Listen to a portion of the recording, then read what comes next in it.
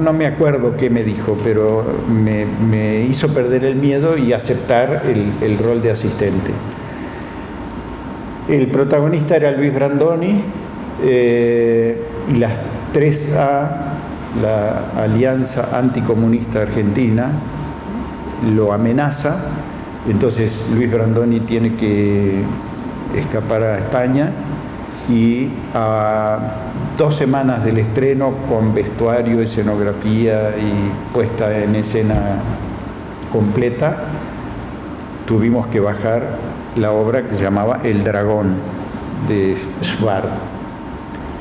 Ahí trabajaba Mariana, así que lo único que nos quedó fue el matrimonio.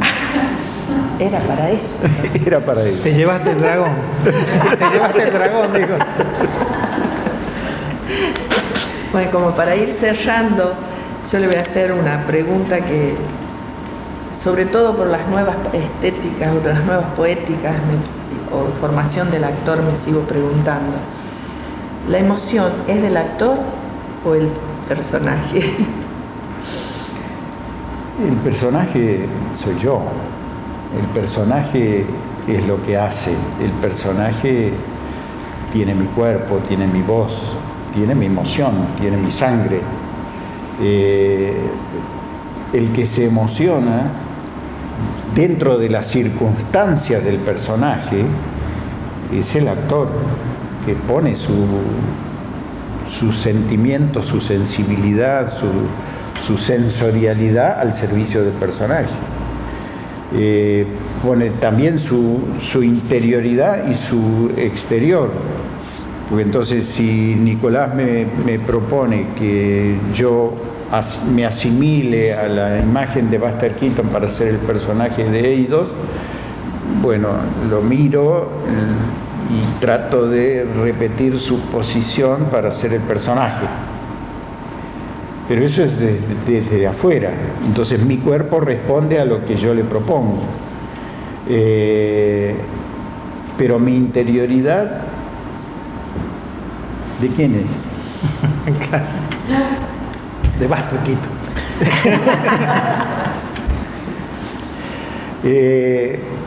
Y eso lo tuve muy claro cuando tuve el gran privilegio de haber sido becado junto con Verónica. Verónica no pudo concretarlo. 3 meses en Nueva York, en el Instituto de Strasberg, en el The Lee Strasberg Institute, donde pude ver de qué se trataba este método de la memoria sensorial. En realidad la memoria afectiva se da por consecuencia. Lo que se trabaja sistemáticamente en el método es las puertas de la percepción, aquello de Aldous Huxley. ¿Cómo recuerdo yo mi lugar de la infancia? Entonces empiezo a descubrir el paraíso donde casi me colgué porque jugaba a los Cowboys, y lo recuerdo y me aparece, y me aparece el paraíso, y me aparece el patio de mi vieja casa, y me aparece el galponcito donde yo jugaba y hacía títeres, y de pronto me emociono porque ese lugar tiene algo que está perdido, que está allá ubicado en el recuerdo, pero que sigue estando en mí y me provoca cosas. Esas cosas después uno las va ligando con el texto que tiene que decir, y el texto ya queda impregnado con esa emoción. Cuando yo, eso lo cuento en mi libro, cuando me puse a aprender a memorizar, ya estamos robando tu espacio. Pero está encantador. Yo voy tachando. Cuando estudiaba la letra de Personalmente Einstein, llegaba a algunos momentos del discurso, de la conferencia, y que me emocionaba tratando de memorizar la letra, porque lo que decía me tocaba, me movía. No me lo hagas repetir porque ya me empiezo a emocionar, porque está tan metido ahí. Y damos bien para que Nicolás comience con su tarea, que es sobre el actor sobre todo. Claro. Es mi emoción. Así es. O sea que podríamos decir que la emoción le pertenece al actor y el personaje es algo... y se lo presta al personaje. No, es una pregunta que me hago sobre todo en los momentos de esta posmodernidad, donde lo emocional no está mucho más el trabajo técnico en el actor, ¿no? Entonces, me parecía importante que pudiéramos rescatar, porque es algo de lo que aprendí del maestro, el dominio de la emoción, o sea, no ponerle traba a la emoción, sí encauzarla, ¿no? Porque no es psicodrama, pero sí claro. Encauzarla. Y bueno, eso se lo debo a usted. Y pidamos entonces... Sí, podemos picotear. Vamos, picoteemos. Me gusta el picoteo. Bueno, yo quiero decir... Ahora yo le quiero hacer una pregunta. ¿Cuál ha sido la mejor promoción? Yo no la quise hacer. ¿Sí? Pienso que la primera, porque estaba enamorado, todos, menos de 4 o 5. Pero estaba yo. En esa estaba yo.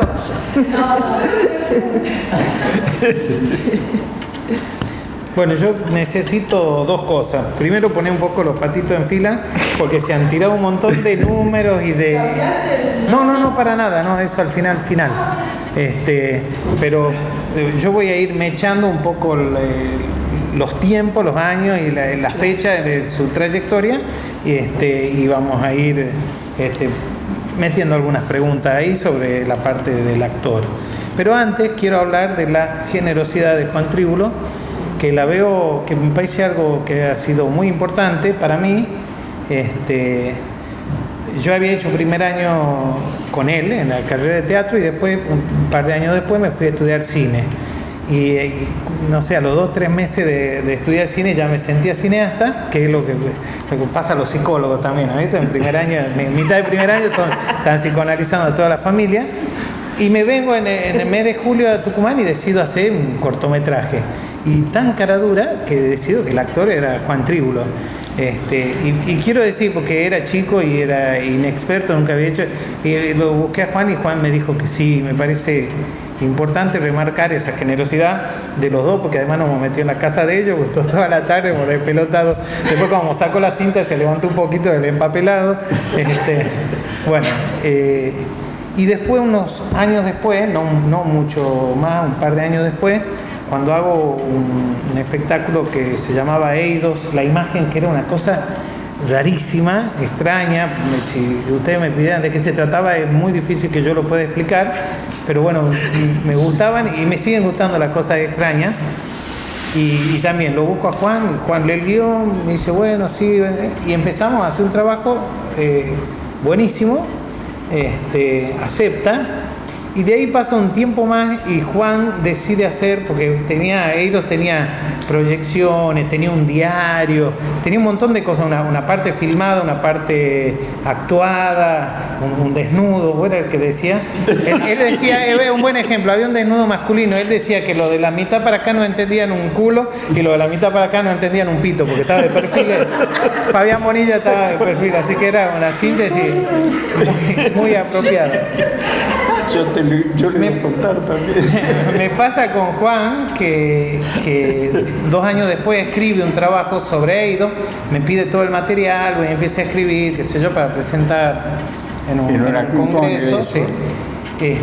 Y después que lo termina el trabajo me llama y me dice, Nicolás, tenemos que hacerlo, está buenísimo. Y entonces yo ahí me doy cuenta que el tipo no lo había entendido el trabajo y había aceptado hacerlo, meterse en una cosa que era una aventura, calculo, extrañísima para él, pero aceptar eso, ¿no? Entrar en un juego que no era su juego, que no era el juego al que él estaba acostumbrado, Y bueno, eso para mí es un gesto de muchísima generosidad y de apoyar lo que yo estaba, esa propuesta extraña que estaba haciendo.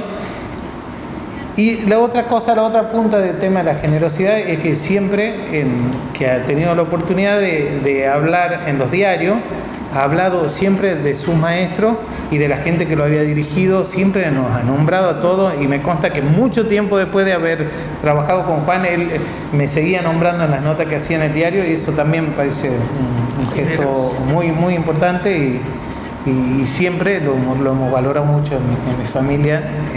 Es la primera vez que le digo. Bueno, ahora sí empiezo a organizar los patitos. Voy a leer un poquito de lo que es la trayectoria de Juan, sobre todo los títulos bueno, es egresado del Instituto de Teatro de la Universidad de Buenos Aires como actor, y como profesor en teatro es egresado de la Escuela Nacional de Arte Dramático. Es psicólogo social, egresado de la primera escuela de psicología social de Tucumán, creada por el doctor Pichón Rivier. Es licenciado en actuación, egresado del Departamento de Artes Dramáticos del IUNA, que es el Instituto Universitario Nacional de Arte. Los maestros no voy a nombrar porque ya lo han ido, salvo Estocoe, que después me gustaría que contes algo en relación con Patricia Estocoe, ¿no? Sí. Lo que el otro Estocoe. No. El hermano, que nada que ver. Bueno, se ganó todos los premios habidos por haber, y los que quedan todavía, en repetidas oportunidades, así que nacido en Entre Ríos, es entrerriano, y acá tengo una duda. El pueblo de tu infancia, Rosario del Tala. Nací en Concepción del Uruguay porque vivían mis abuelos. Entonces mi madre viajó a Concepción del Uruguay para tenerme. Y después volvió a Tala, Bien. A Rosario del Tala, que es mi ciudad De la infancia. de la infancia y de la adolescencia. Tanto que cuando fui a hacer Einstein me nombraron huésped de honor de la ciudad y me entregaron la llave. No sé. Y bueno, y a los 13 años empieza a hacer teatro. Él lo llama teatro vocacional. Entonces a mí me interesa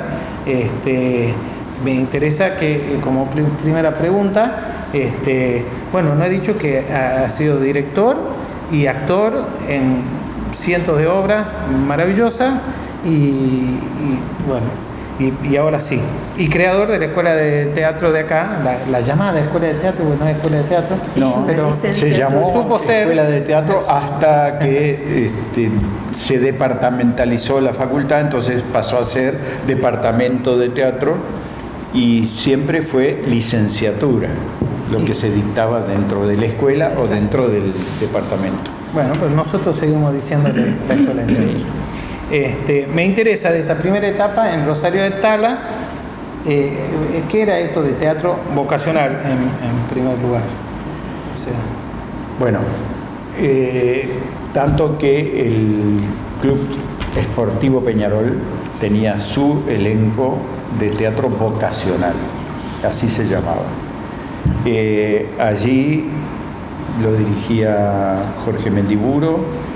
Empecé haciendo Ha entrado una mujer de D'Artés y Damel, una comedia de los años 30, 40. Después hicimos Prohibido suicidarse en primavera de Casona, donde hacía El amante imaginario. Y lo último que hice con ellos fue Saverio el Cruel de Roberto Arlt, donde con 17 años hacía el protagónico de Saverio el Cruel. claro, pero Todo una desfachatez, por eso se llamaba ocasional. no, bueno, y cómo aparece la desfachatez, o sea, ¿qué marca, qué hace que vos vayas al grupo vocacional de teatro? ¿Hay algo Sí, que mira, es? lo primero que hice fue un papelito cuando iba a tercer grado. La maestra no me quería nada, tanto que no me dio el papel. Todos se quejan de lo mismo.